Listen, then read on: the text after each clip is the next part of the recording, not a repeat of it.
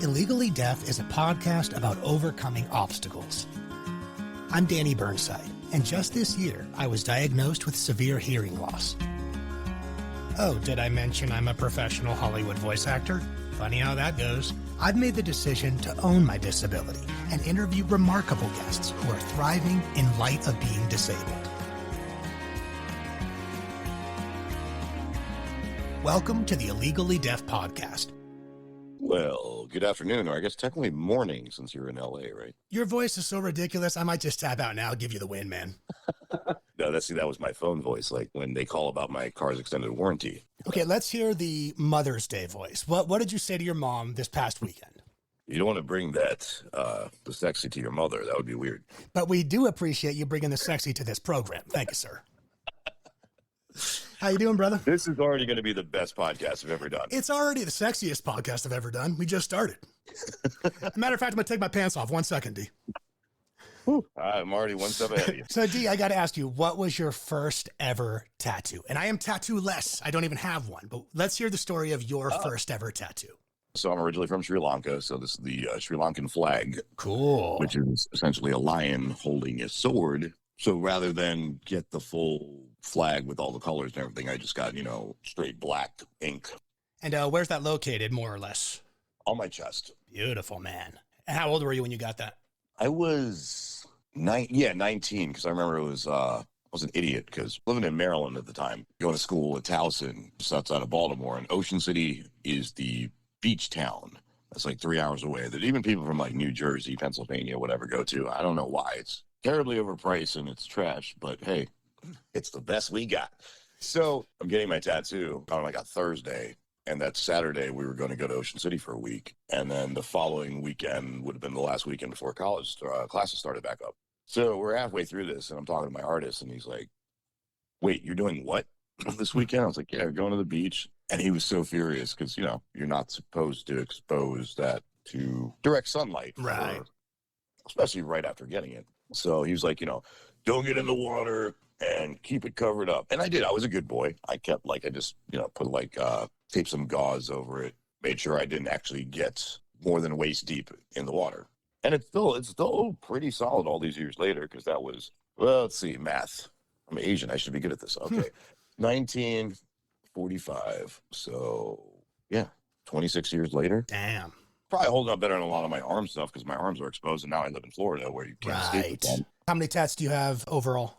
I honestly couldn't tell you, because Wow. it's kind of, some of them are part of like a whole piece, you know what I mean? So it's like you get it done.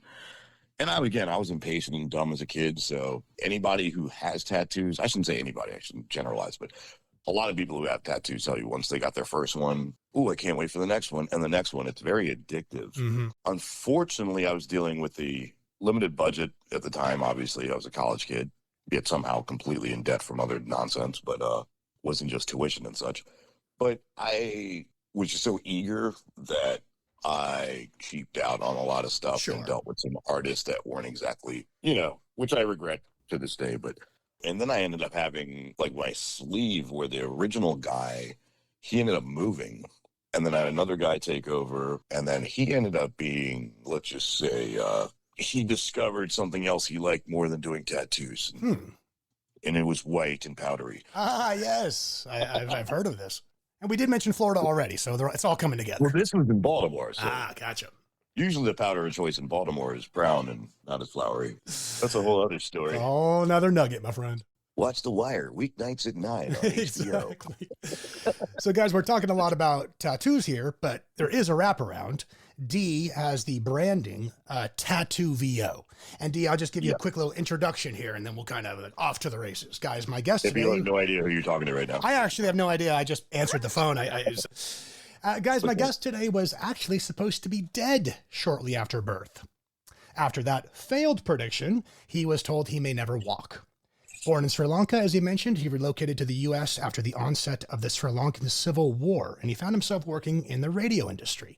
Since then, he's launched his own audio production company, excelling as an entrepreneur. Oh, and by the way, he's done all this with spina bifida. It's a birth defect exposing the spinal cord and nerves. He's the head honcho at Tattoo VO. He's an absolute force to be reckoned with, and it's an honor to have you on the show, sir. Mr. Dinesh Alvis. How you doing, D? I am fantastic. Thank you for that lovely intro. Yeah, my pleasure. I mean, I made most of it up, but it sounded really good rolling off the tongue. Yeah. You obviously went to my non-existent Wikipedia page. Yeah. We can make one after this. It'll be like a Mad Libs type thing.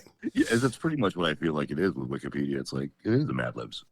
How old were you when you left Sri Lanka? Probably very young. I was a few months shy of 5. So Okay. that was in September 1983. Much memory of Sri Lanka? I do, yeah. And honestly, we traveled back there quite often.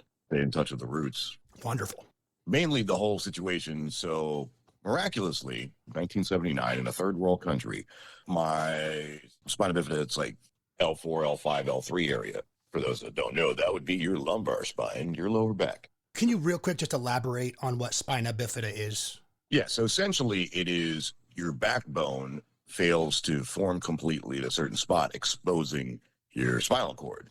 And, your spinal cord is essentially just a bunch of nerves that look like 5 billion octopi tentacles. Basically, in my lower back, my spinal cord, all those tentacles are just hanging out, exposed. So in order to try and seal it, since there's no bone and, it's a newborn baby, they take fat. That's one great thing about babies, right? You're born with a ton of fat. Awesome. Some of us never lose it. So they took some of that and kind of, I'm no doctor, though I play one from time to time as a voiceover.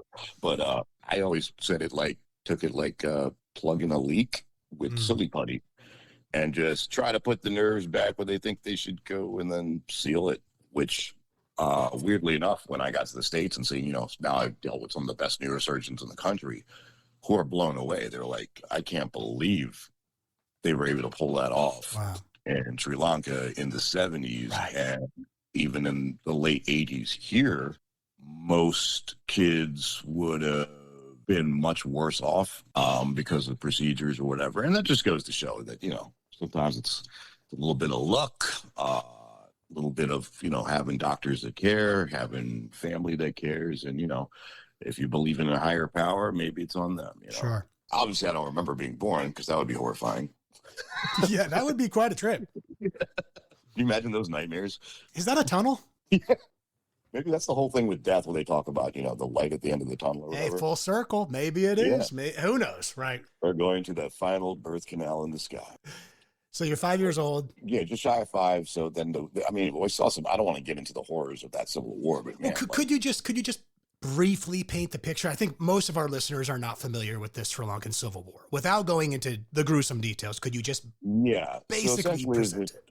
Much like in most situations in countries where there's conflict, it's Team A and Team B don't like each other, and Team A thinks they should own most of the land or whatever. Politics as sporting events. Welcome to the 21st century, right? Yeah, so it was the Tamils and the Sinhalese, the two different cultures. And the Tamils are, they had basically, it was peaceful. Like they basically ran like the northern part of the country, territory, if you will. And Sri Lanka is a small island off the coast of India, for those that don't know. Cultural conflict, which I think at the end of the day, it always comes down to just people just want power and to rule people, It was a very bloody, violent, long civil war. I always liken it to when because people on a global scale understand the whole Irish and British conflict historically. India funding the Tamils who wanted half the country and blah, blah, blah. The big, powerful empire nation just above. So that's why I always say it's very similar to what, from an Irish perspective, how they look at England in those days. I mean, I saw some things that no person should ever see, honestly. Like, my folks were just like, my mother, her older sister was working at the World Bank here in the States. Her eldest sister was teaching, she was adjunct at Harvard. So, they were like, get the F out of Sri Lanka. So my brother, my mother, and I left September of 83. My father wanted to tie up some loose ends and take care of some other stuff with his, his family as well. Because that's the other thing, like their parents, my grandparents were all still there. So we left, ended up in some parts of DC bouncing around, stayed with my mom's youngest sister was there. So we stayed in like their apartment for a few months till, scrape up enough money to get out on our own. And then my dad came following, I think he came, it was like February of 84. And yeah, try to, we were making a go of it here in the States. And one of the reasons too was like, at that point, my mother thought better medical care and things like that. Funny talking to the doctors now where they're like, yeah, it kind of worked out because the initial surgery probably wouldn't have gone as well had you had it done in the States. Wow. But the follow-up stuff and the maintenance, if you will, was definitely beneficial. Right. Because in Sri Lanka, I remember like one of the things they used to do, it was like a shock therapy kind of thing where like I used to go to these appointments, which I dreaded. And they literally, because with spina bifida and stuff, because of the nerve damage and especially in your lower extremities. So essentially anywhere where the opening is from there down, physically speaking, like, so if you had it in your neck, you'd have issues with your arms and shoulders and all that, having it in your lumbar, like basically like I wear leg braces. I can't move my toes or my feet.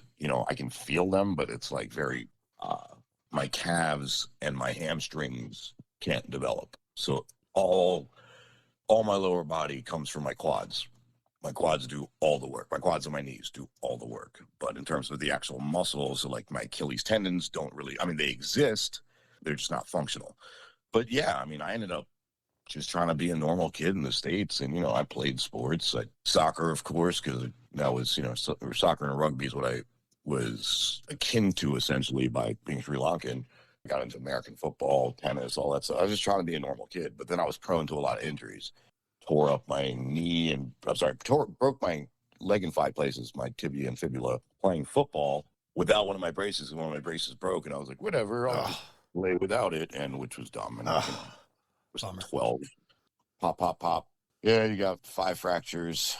I was in a cast I had to be in one of those, like, almost to the hip. And that was like 3+ months before I got that off. And of course, they tell you, and at this point, I'm 12 years old. I should know better. You need to rehab your knee, especially. All I wanted to do was get it back out there and play.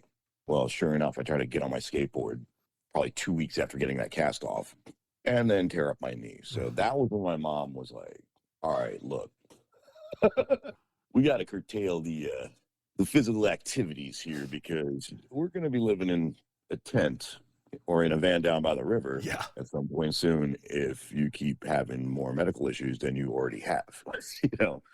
Like, that's fair. Did you speak any English coming over? Did anyone in your family speak English coming over? You guys all did. Sinhalese and Tamil were the 2 languages. Sinhalese was what we spoke in our house. My mother spoke both. But they were on my mother's side, it was like my Nana and my Papa were like, they ran an advertising business and they were very in tune with Western culture. So a lot of our family, again, was in the States and in the UK. So there was a lot of that influence. Also because of our bloodline being like, I'm a total mutt, just going back a couple of generations. It's Chinese, it's Portuguese, it's Irish, it's German. It's, there was a lot of like a melting pot kind of environment where they felt it was very important for my brother and I to learn English. So we spoke a lot of English in the house. So when we got to the States, I think I was better equipped than, in hindsight, looking back on it compared to like lots of people I know these days who are, the kids super young, never learned English, and they have to learn on the fly while going to school. That's got to be a nightmare these days, too, the way kids are. I was definitely lucky in that regard. The catch-22 of it, though, is I do not speak my native language. Interesting. Which is so sad. Because I was so young, and then we were speaking English all the time, so it's kind of like, you use it or lose it. Much ability to understand that language, or is that pretty much gone as well? A little bit here and there, but it just became like, you're not around it. Yeah, exactly. That's what they tell you if you go to a foreign country, the best way to learn the language is immerse yourself. And I think that's kind of how it worked for me. My parents wanted us to assimilate and thrive here, right? So it became like, let's just embrace the culture and the language and all that. So I just never, instead of like continuing to learn my own language, I was learning English. Honestly, it's like one of my biggest shames. Like I smack myself in the face all the time. I'm thinking about, I'm like, how could you not know your native language? And also the fact that all these years later, I may say I'm ashamed of that and I hate myself for that. But at the same time, I'm like, well, I never bothered to try and relearn it. And that's how it goes. You know what I mean? I'm like, well, I don't see too many voiceover jobs for Sinhalese. So very true. I'm like, if I were to learn a foreign language or a language that is foreign to me at this point, I would probably go with Spanish or Chinese. I'm always thinking business-wise. Okay, so you were an athlete in your childhood, which I have mad respect for you for that, overcoming challenges. How did you Well, eventually become an artist? Like you got into radio in college, but were you doing anything artistic in your elementary or teenage years? my brother was the visual artist, right? Like he was amazing. He draw. I remember he created comic books. Like we were both big nerds for comics, wrestling, heavy metal music. That was kind of like our thing, right? He was amazing at that stuff. And of course, a lot of times you want to mimic your big brother, your older sibling is kind of an inspiration, something you try to be like. I was decent at it. I don't know. But then it was like, at some point, I just figured the visual arts isn't for me. So I started, like, I would write because I was so into music at such a young age. My mom tells a story about like how before I could talk back in Sri Lanka. So my father was, he was the music editor for the newspaper, like the main newspaper in Sri Awesome, Lanka, the awesome. island. So he was always around popular music and stuff like that. So, and listening to stuff. So like apparently before I could put proper sentences together, I could kind of sing along to CCR and Elvis and Journey and Tough acts to sing along to. Not even, I mean, for real. Those are like CCR and Journey. Those are tough vocal registers to follow along to, even as a well, child. again, my brain was being programmed at a young age to kind of be in tune with that. So then Mm-hmm. I started writing, my own like glam rock song because that we were in like Poison and Motley Crue and Cinderella, and it was the mid 1980s. I don't know why I was attracted to music and all that, but so I started writing, and then I'd write lyrics and poetry and blah blah blah. And then later on, I picked up the guitar. My brother, who he got a guitar and he wasn't really into it. I was supposed to play drums. I remember taking drum lessons, and again, if you can't move your feet, like I can't pedal with my Right, feet, right. it's kind of crucial to playing drums. So, need that for the hi hat, need that for the kick drum. But hey, I tried, and that was another thing. It was really cool. I got to shout out my mom because she was always the one, just like my dad kept trying to shelter me from a lot of this stuff, and I understand his positioning, right? Wanted to protect me. My mother was just more about like let him be a normal kid and let the chips fall where they may. And sometimes those chips were broken bones and torn ligaments and what have you. But she wanted me to just be treated like anyone else. And I think that was a huge part of my development as a person. So shout out to Ma. I ended up picking up my brother's guitar and then being like, okay, I want to learn guitar. And I just ended up, again, that point there was tablature as opposed to, learning to sight read music. And I was like, oh, cool, this makes it a lot easier. And I also had to get an ear for it. So like I could hear a song and then transcribe it. And I got really into music, knowing that I wasn't going to ever be, like, don't get me wrong. There's a part of me that dreamt of being like, the Super Bowl winning quarterback. But there was the rational side of me being like, yeah, it's probably not going to happen, dude. Like, even if I wasn't born with spina bifida, Right. the odds of getting to that point to live that dream, slim to none for your average person, let alone someone with all these other just, physical limitations. So I focused more on music, and that became my big thing in my teen years. Now I'm going to be grumpy, rebellious teenager and grow my hair out and have my leather jacket and smoke cigarettes and talk about how I hate everything. I didn't want to write songs about it. People are going to love me for it. So that was where my focus went in my teen years. Radio was just always a thing that it was kind of like, I grew up listening to 98 Rock and DC 101 and back in the old days, the old original awesome WHFS, Arrow 94.7. But 98 Rock was usually like my go-to. And that was kind of like, yeah, I want to work there one day. And again, a lot of people would tell me like that was just as ridiculous a dream as wanting to be a Super Bowl winning quarterback. That's a place where like legendary radio station where the only time there's an opening is if somebody dies. Yep. Like no one's leaving that job because it's awesome. And especially like 90 Rock was union, which is great, where a lot of folks in radio are making whatever the minimum wage was because it was a fun job. And there's perks, We were part of SAG, or at that time it was still after SAG, when the American Federation of Television and Radio Artists. So what I ended up doing was interning at one of the local sports stations, and the guy ended up being a total dick. So I was like, F you, I'm not bringing you coffee anymore. And I'm not going to say his name, but F him and his stupid mustache. I'll say that. Yeah, we've narrowed it down. He has facial hair. Anybody who lives in Baltimore is like, wait a minute, I think I know who that is.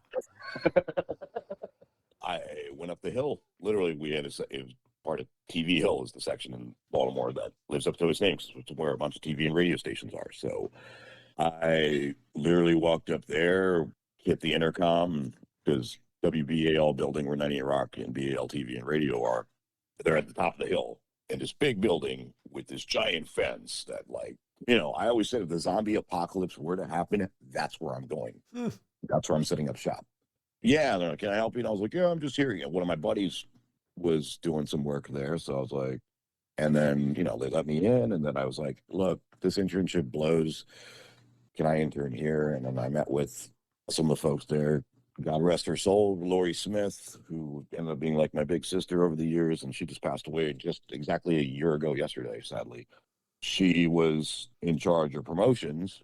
And promotions is what interns usually do at radio stations. It's like, yeah, you go hang up banners at the events and do that kind of stuff. So it's like, okay, you can switch your internship over here. And then Rob Heckman, the music director and assistant program director, he and I hit it off. I think partly too because he has Parkinson's. So it's kind of like he took a shine to me because, oh, here's another dude with a disability trying to make it in this business, And I was very clear about, like, I wasn't just there for the party. Like, I was like, I would love to be on air one day and learn everything I can.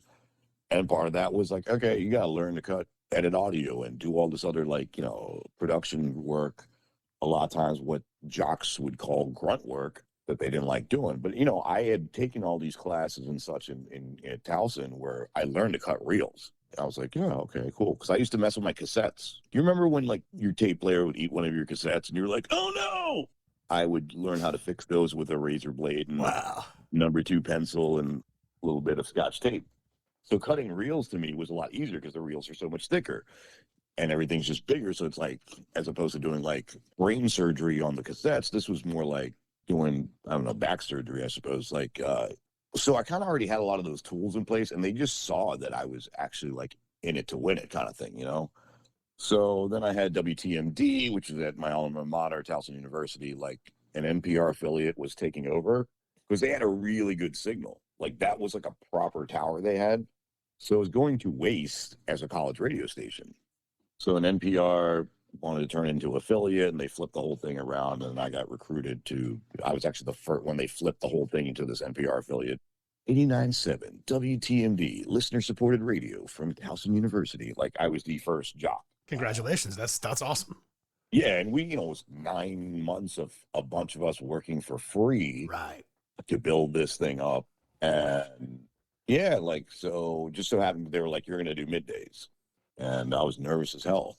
So I still kept in touch with the 98 Rock folks. And when an opportunity arose, I was like, yeah, I got to jump on it. And then I was there for a good 10 plus years and loved it, but then radio, in my opinion, just kept eating its own tail and corporate BS buried it. And, sadly, 90% of the stations you listen to now, that person you're hearing is probably not even at the station. It's the catch-22 of technology, right? Like it makes things easier, but then it's like, well, how much further can we push it? Hey, tell you what, we're going to let you go because we can get this guy who lives nowhere near this market to voice track this station now too. Because again, you got iHeart, you got Beasley, you've got, I'm not even sure if Entercom's the whole thing, but anyway, there's like 5 conglomerates that basically own all the stations. So if they're having success in Boise, Idaho doing this thing, they somehow think like their affiliate over in Jacksonville, Florida could have the same success doing this. And 90% of it is just cost cutting, right? Like why pay them, these jocks that connected and made these stations great a lot of times, right? It's like, I don't know, for me, when I grew up listening to radio, I was like, the music was important, right? Or the subject matter, whatever it was, even if you listen to sports talk or. Love sports talk, Dee. I listen to it all the time. Yeah. So it's the personalities that made you want to tune in overall, right? Versus, I remember there was a time when 98 Rock and DC 101 growing up, like they basically had the same playlist, but I tuned in more to 98 Rock because I liked the people on the air. Sarah Fleischer, who's in the Rock and Roll Hall of Fame. That's who I did my first gig with when I was at 98 Rock as an intern, and she was super cool and like still friends to this day. As humble a human being as you could ever meet. Like she's somebody that could be a total bitch if she wanted to be, and people would be like, yeah, it's cool, but no, biggest sweetheart on earth. So it just became a thing where like, again, it's the personalities that draw people in. So like even now with some of the local stations here, and I'm like, oh, this sucks. They got rid of so-and-so. And I even did a stint after moving to Tampa Bay where I got recruited because radio's incestuous. And basically, one of the guys I used to work with in Baltimore ended up working for this guy, Columbus, Ohio, or working with this guy in Columbus, Ohio. They both ended up in Florida working under this other guy. So this other guy was the one who hit me up and was like, yeah, we got this new thing going on. And Theo had said, we had been in touch in the past or whatever. So would you be interested? And I was like, I'm pretty happy where I am, like doing the VO thing. And like things were starting to go well at that point for me. And I was very committed to, hey, I can't be, I was like, the best I could do is pick up weekend shifts, for fun. And again, it was kind of like, I wanted to broker a deal where essentially in my brain, I was thinking business-wise again, right? I'm like, ooh, this gives me a nice pipeline into local businesses here in the Tampa Bay area where I can leverage Tattoo VO and be like, hey, talk to the sales staff, find out, who needs what? Do you have any clients looking to get some spots done and things like that, that aren't trying to put them on the radio? Because that's the other transition, right? A lot of companies were like going more digital and streaming and things like that. They weren't doing the traditional ads, but salespeople were always looking for a way to appease those clients. So I thought, hey, this would be a great opportunity to kind of like kill two birds with one stone. And honestly, I remember my wife and I talking about this. Most of my life, I shouldn't say most of my life, most of my adult life, I didn't pay for concert tickets. And we love going to concerts. Then without the radio hookup, it was like, damn, concert tickets are expensive. Yeah, for real. I was like, holy crap. This is what people have been paying? But, I got that benefit instead of like health insurance when I was at the radio station. Right, exactly. Yeah. Or a living wage for, you know what I mean? Got unlimited access to t-shirts and Yeah, lots of swag. Dental and health I'll take swag, Alex. Yeah. Lots of oven mitts, no health care. Yeah. And then things grew a bit, but it was like I had to make the choice and I was like, I'm choosing VO. Like there's no, and I'm glad I did because when the pandemic hit, they cut all the part-timers for safety. And I was like, oh yeah, that makes sense. There are literally 65 people on that floor Monday through Friday between 9 and 5. That's cool. But apparently on the weekends when there's 7 people total throughout the entire building. Right. Yeah. That's not safe. Like, all right, whatever. Again, that's when I was like, I'm done. The corporate BS in radio, that was the last straw. But I'll gladly do their radio imaging for them, Absolutely. You said up to 90% of the decisions are just more or less based around money. Dee, I think it might even be north of that 90% figure. It's like 98% of decisions. It's all about the Benjamins. The answer to your question is the money. Follow the money. Money, follow the money. Yeah. One of my favorite, Tony Kornheiser says that all the time. What made radio successful, in my opinion, for the longest time was the local aspect, right? You hearing somebody talk about the traffic on whatever road, and you're like, "Oh yeah, man, I can relate. That road sucks this time of day." You know what I mean? It's right. It's just the subconscious thing we're talking about, And that was the thing, especially with the music side of it. I was like, how can a dude who's voice tracking from 3 states away talk about the concert that's happening here? Because again, the way I was raised on it, and then when I worked in it, we went and hosted those concerts. And a lot of times it wasn't a paid gig, and I didn't care. I was like, cool. You need me to go host this thing? Awesome. I love that band. And I get to go hang out with the band and do God knows what, and it was just a perk, and again, if you have a passion for, and that was the thing for me, I was like, I have a passion for the art of radio, for the music, for all that stuff. But the soulless corporate entities don't care about that. Just like, well, whatever. How can we pinch another penny? And they wonder why they're dying, like so many stations are going under and, constant flipping or being bought out and sold out, like you can't take one business model and use it for every market in this vast country of ours. It just doesn't make sense. Somebody in New York City isn't going to relate to somebody in Toledo, Ohio. That's right. Because to me, America might as well be like 15 countries, right? Mm-hmm. So you can't be like, if you're in Portugal versus somebody in, I don't know, Azerbaijan, probably not going to talk about the same content that would and relate to both. So it just, you got to keep it local and build it from the ground up that way, I believe. And I hope one day, because I'm seeing it happen with certain companies in certain markets where they're trying to get back to a bit of grassroots. At the end of the day, too, I'm like, okay, so if you don't think the jocks matter and it's just about the music and content, then you're going to lose because we've got Spotify, we've got YouTube, we've got 5 billion streaming services where you can listen to whatever music you want. You know, it was amazing to me sometimes when people would call to request a song. I was glad they did, but in my head, I was often thinking like, dude, get a freaking Spotify or whatever, you know. But I do feel like that's more of a generational thing that's about to die out too. So, well, I think that's a great point. The generational thing, because I think a lot of our listeners are a little bit younger than you and I, Dee, and they might not even really be familiar with the term that the radio industry had for so many years, which was like their ace in the pocket, which is like you alluded to, live and local, right? yeah. Live and local. And nowadays that concept just doesn't really exist anymore. Because everything's on demand. So even news stations struggle with that, right? Because it used to be something going on, you tune into your local news station to get the skinny on what's happening. It's like now you can pull that thing out of your pocket that's the size of a pack of cigarettes, and you know it gives you all the information you need in seconds. That's a great point. So, I don't get my news from the TV or the radio either. I get it from my phone, just like apps, just like everyone else these days, right? I get all my news from Facebook. It's the most reliable source now. But, I mean, you probably see it in a different light being in LA, right? Versus like me who works remotely in a bum F town outside of Tampa Bay right now. So, like, you know what I mean? I live in Ruskin, Florida. Like, I guarantee you, even 90% of Floridians don't know where Ruskin is. Hilarious.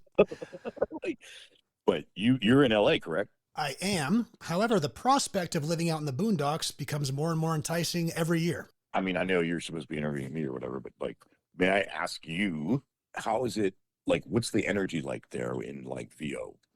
Very different than pre-pandemic, because pre-pandemic, we were interacting in person, face-to-face, almost exclusively. Like I'd see my agents every week. I'd be down there, I don't know, 2 times a week, 3 times a week, recording auditions, run into fellow actors, yada, yada, yada. Even sessions, right? If you were lucky enough to book a session, book a gig, you would record in person. So post-pandemic, all that's changed. And I never go to my agency. I don't, never. I don't mean like, oh, it's a figure of speech. I literally never go. I don't even know if they're still paying rent on the property, because why would you still pay rent on the property, right? So yeah. I loved living in the city in my 20s. Man, I loved it. You know, I moved to LA when I was 20. I loved living in the city, but now, you know, I'm in my 40s. I got my family and everything. I would, in a second, Dee, I would move to like Big Bear in the mountains or something. Lake Arrowhead, Big Bear, Lake Tahoe. Oh, I'd move in a second, Dee. I wouldn't even second guess it.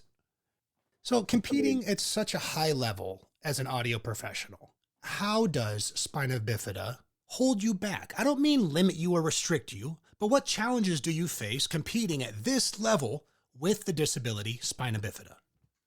So honestly, at this point, it's the pain situation. Like I have so many other issues related to it.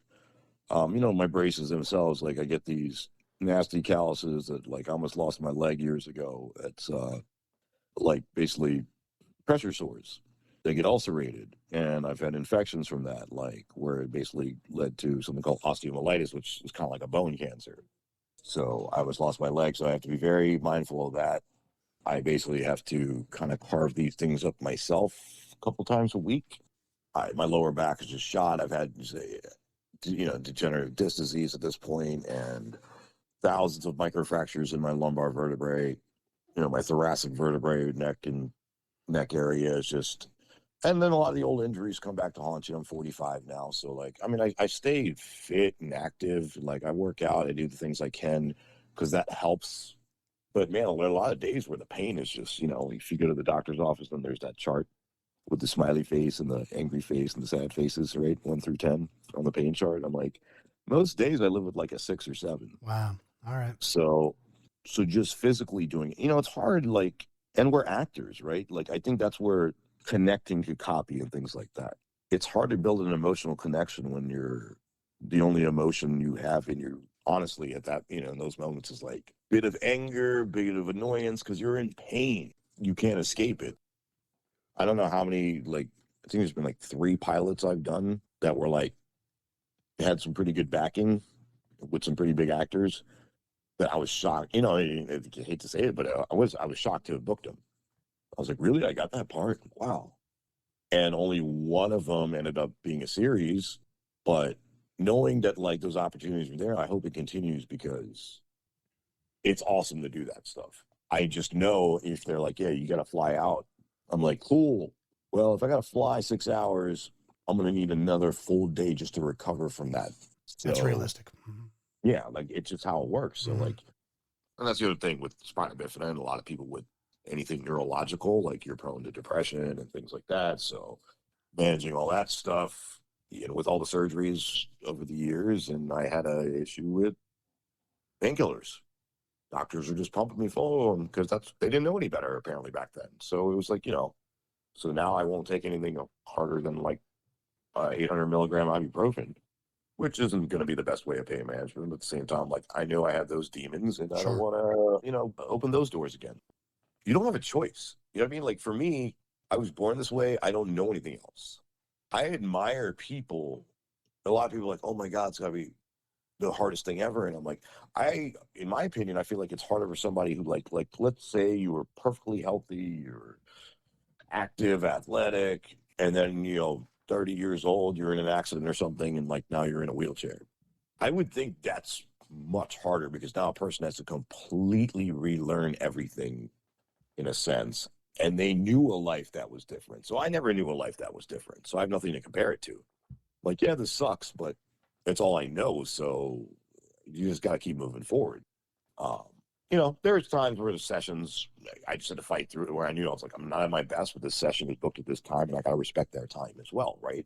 So, because it's not just me, you got the client, you got the engineer, you got directors, producers, whatever. A lot of people are counting on you, and it's hard to find that time. So once you lock in that time, unless you're in the hospital or something, you better commit to it.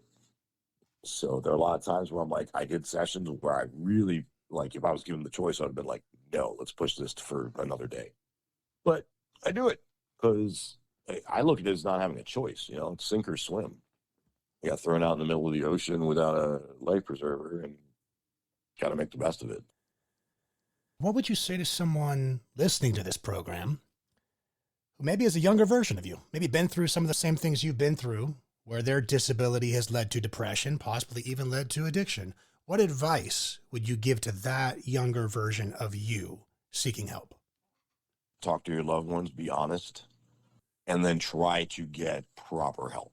Because another thing that I've seen in my personal life too is my older brother, he took his own life a year and a half ago. He was dealing with his own demons and he refused. I was like, dude, you got to get see someone, you got to talk to a therapist, something, and also he had some physical stuff from his job at this point where basically had this nasty hernia that he wouldn't get treated. And he had issues because he did manual labor forever. A lot of physical ailments that were just wearing him down, so the pain and, self-medicating and all that kind of stuff is stuff that I've done. And uh, I think it's probably a much better time now to be, when growing up for us 20 years ago, mental health and stuff, especially as a man, was, it didn't exist. We were just supposed to suck it up and deal with it, right? Just the way it was in the 80s and stuff. And, even obviously for our parents, just got to tough it up, push those feelings somewhere and just go do your thing and be a man. And there's a lot of that stigma attached to it. If I could go back to even my younger self, I'd be like, you really need to take better care of some of these issues because they're just going to get worse. Just because you're 19, 20 doesn't mean you're invincible, because we all thought we were at that age, right? Kids nowadays or younger folks nowadays are more aware of that kind of stuff, I guess, which is great. It's okay to ask for help. You should definitely ask for help and be open and honest with the people in your circle. It is a very difficult thing. I'm also part of a big group all over the world. We help each other with depression, anxiety, addiction, blah, blah, blah. It's just a big network, and it's something I found during the pandemic, and it's been very helpful for myself and a lot of other folks. So I don't know. Nowadays, I'm it's so much more vital. I feel like if I had taken care of my mental health, some of the physical stuff would have fallen in line a little bit easier too. You're never too old to kind of retool and relearn. And I think I'm doing a lot better than I definitely feel I'm doing better than I was in 2020 with everything. By summer of 2020, I was in a bad way. It was just oof. Those little victories help, and just doing the whole thing and just understanding hey, another thing where people said you couldn't do it. You know, again, doctor said I couldn't walk, or I'd never walk, or I wouldn't live past this age, and here I am. So, like, I guess part of what fuels my fire is just one big middle finger to the world. Love that, Not the man. world, but you know what I mean. But it's like, hey, when someone says you can't do it, like, please, I want 100 people to tell me I can't do something, because then I'm going to be much more motivated to do it. And it's not like, you know, my family, my mom, my wife, you know, my Nana was always encouraging me, like, you can do anything, you can do anything. But when other people who don't know you, don't know your spirit and your determination, because people like to do that, right? You even have, everybody has those friends when you tell them, like, hey, I think I'm going to do this now. And they're like, okay, good luck with that, dude. It was no different from me playing sports at a younger age to, you know, my dream of working at 98 Rock, and then I did it. And then I wanted to own a club for live music, and I did it. And now it's like, yeah, I want to be a successful voice actor. And I'd like to think I'm already there. But I'm not satisfied with where I am. I want to keep climbing this mountain. NFL Network. That's my goal one day. I just love it. What's your team? Are you a Baltimore Ravens team, or are you a Tampa Bay Bucks fan? That's what's funny. So my roots are actually in Pittsburgh. So, like, Ah, Steelers, Pirates, Penguins. So cool. You got a fun QB controversy happening this season. We'll see who gets the pecking order, who gets the pole position. Dangerous. I love it. I love the drama. That's what we do. Yeah, we have no quarterbacks left from last year, which is weird. Yeah, that's wild. That's wild. Dee, I want to thank you so much for opening up, especially that last part about your brother. Just really appreciate that transparency and that honesty. And this program, that's exactly what we are looking for, just that level of transparency. So thank you so much for your willingness to go there. Man, it's been a blast, dude. Thank you so much for having me. This has been truly one of the, because again, like from the jump, you open it up with like, I was like, oh, this is going to be fun and raw and like real. And that's what I'm all about. So I appreciate you having me and doing the kind of show that you do. It's awesome for you to give a platform to folks with disabilities and such to talk about that kind of stuff in a open and honest way that, you know, I hope helps others that listen to this. And, you know, for those out there on LinkedIn and Instagram and all that stuff, it's, if you ever want to reach out, I'm there. Just look up Tattoo VO, or just look me Dee Alvis, and you'll find me. And I'm a very receptive person when it comes to that stuff. So guys, again, the handle is Tattoo VO, pretty much across all social, TATTOOVO. There might be, Instagram's tattoo.vo, X/Twitter is tattoo_VO, YouTube is Tattoo VO. Just type in Tattoo VO. Okay, you're going to find Dee. Okay, yeah. Tattoo VO, 2 T's, 2 O's. Last question before I let you go here, Dee. Bands. One band that inspired you as a kid, one band that inspires you today. Ooh. So I would say my favorite band, like when I was a teenager, and I literally like had posters all over my walls as a metalhead, but I had one wall specifically devoted to this band. That was Pantera. Got to meet Dimebag when I was 14 years old. Couldn't have been a nicer guy. Super cool. Signed my guitar, like took pictures, just a genuinely awesome dude. And then I got to meet the whole band again a couple years later. And even in my radio days, I got to spend time with those guys, even though they'd split at that point with the different bands.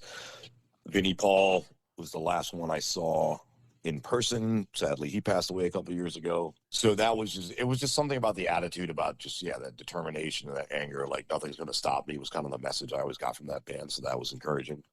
Currently, man, the other band I love that just, and is a big part of that whole group I was telling you about, we call it Team No Head in the Oven, the band called Blood for Blood, artist by the name of Rob Lind, who had a few bands, but that was like his biggest thing, where it was just, again, it was just about like, oh, just you feel like you're alone and isolated, no one understands, but there are people who understand. And it's kind of like just another, again, coming from a place of like being honest with yourself about addiction and the negative feelings, and how do you channel that into something positive. So yeah, Pantera from the 90s, Blood for Blood in the 2000s and beyond.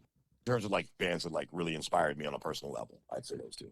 What a perfect word to close out the show today. Channeling the negative into a positive. You know, it sucks. We have disabilities. It sucks. But you know what? We're going to make a positive out of it. So thank you so much for coming on, Dee. Thank you for inspiring our listeners today, my friend. Appreciate you so much. Everyone keep shining.